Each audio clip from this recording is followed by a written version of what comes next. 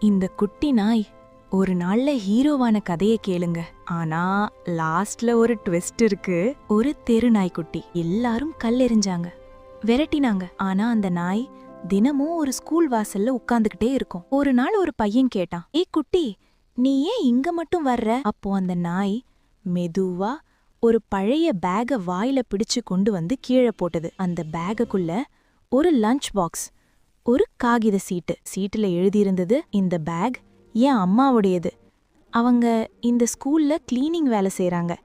அவங்க வேலை முடிச்ச வரைக்கும் யாரும் இதை எடுக்க விடாதீங்கன்னு இந்த நாய்க்கு பழக்கப்படுத்தியிருக்கேன். அப்போ சடனா ஒரு ரவுடி வந்து அந்த பேகை எடுக்க போனான்.